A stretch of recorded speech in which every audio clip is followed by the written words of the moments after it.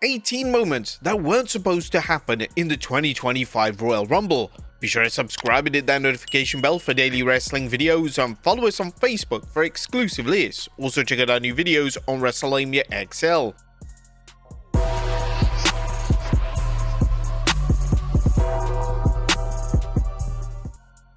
Number 1. Gunther in the Rumble. And before the 2025 Royal Rumble even went on the air, a social media post left fans very confused and bewildered. WWE would post a video of Gunther arriving at the arena and the caption would claim that Gunther was in the Rumble matchup.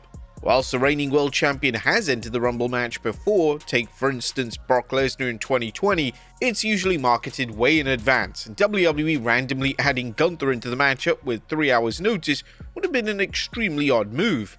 After the post received significant attention on social media, WWE would amend the post and remove any mention of the world champion entering the matchup. This was evidently a botch from the social media team, and they were likely reprimanded for the slip-up. Number 2. Pat McAfee shatters PG. Now, although WWE have been pushing the boundaries of PG over the past 12 months, the company is still firmly cemented as a PG product.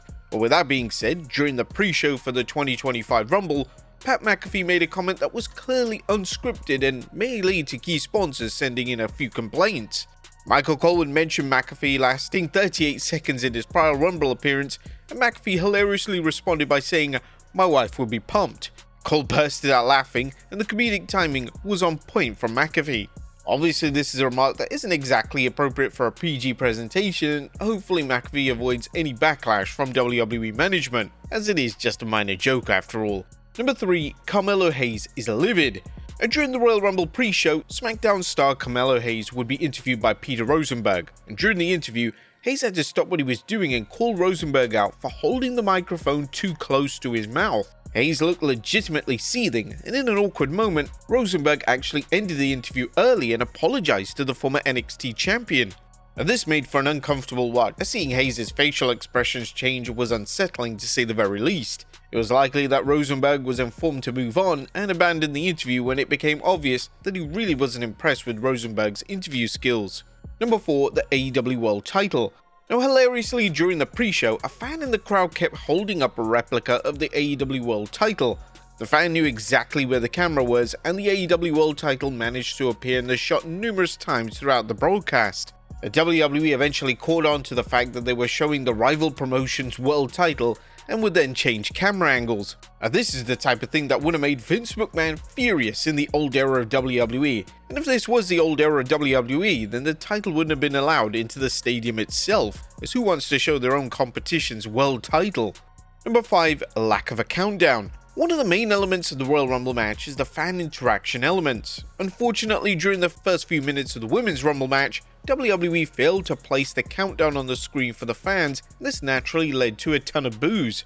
WWE often makes this mistake during Rumble matches, and it's alarming that this is a botch that occurs virtually every year. You would have thought they got their shit together by now.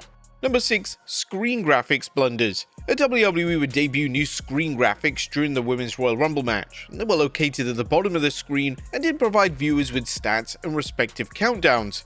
Fan reception to the graphics has been mixed, with a lot of fans believing them to be insanely distracting, and some fans have even labeled them as ugly. WWE would even make some typos on the graphics with notable misspellings, including an incorrect spelling of Tiffany Stratton. Now, it's appreciated that WWE did try something new and unique, but it didn't seem to work. It would be a smart move for the concept to be scrapped for next year's event, or at least make it less distracting. Number 7. Lyra's attire malfunction. As Women's Intercontinental Champion Lyra Valkyria started a Rumble quest, she delivered a picture-perfect fisherman suplex. However, the talented star unfortunately suffered an attire malfunction. Thankfully, thanks to Liv Morgan, who managed to shove her onto the other side of the ring, Valkyria was able to recover quickly and was able to continue the match as planned. Just shows what a pro Liv is in the ring. Number 8. Zoe Stark slips. Zoe Stark loves a springboard move, and when she went for a springboard move in the Women's Rumble, she awkwardly slipped. Luckily, she recovered, but she did have a weird landing. Stark managed to turn the move into a clothesline, but it was unclear what the move Stark had initially planned to deliver. Number 9. Messy ending. One of the final key spots of the Women's Royal Rumble saw Nia Jax eliminate a range of women including Io Sky and Bianca Belair. The issue was that this spot was poorly executed and it wasn't exactly clear if this was a planned spot or it was a completely botched one. Most of the names that were eliminated weren't even mentioned, and it looked like some of the names, particularly Belair, slipped up on the apron. It was an ambitious spot and it was going to be difficult to execute perfectly. Number 10. Nikki Bella's return. A WWE would show fans in the VIP section reacting to Nikki Bella's return, and in an awkward moment, nobody really reacted, and the fans looked completely bored out of their mind. As this was live footage, WWE couldn't exactly edit the live reactions, and it was probably a case that these fans were expecting AJ Lee as number 30 instead. That definitely would have got a reaction. Number 11. Missed spot. The 2 out of 3 falls match got off to a difficult start, as the main spot which led to the first fall was botched. DIY delivered a spot where Gargano would pretend to tag Ciampa, but this was completely missed on camera, and the WWE commentary team were even confused. When the 1-2-3 occurred, the fans didn't remotely react, as it wasn't clear what exactly happened. Number 12. The commercials. Due to Netflix being a worldwide platform, certain regions need to have ad reads cut out. WWE haven't exactly mastered this, as they landed on the platform last month, and WWE only cut half of the ad reads off the broadcast. This happened during the Wingstop ad read and led to an awkward few minutes. Number 13. Powerbomb onto the ladder.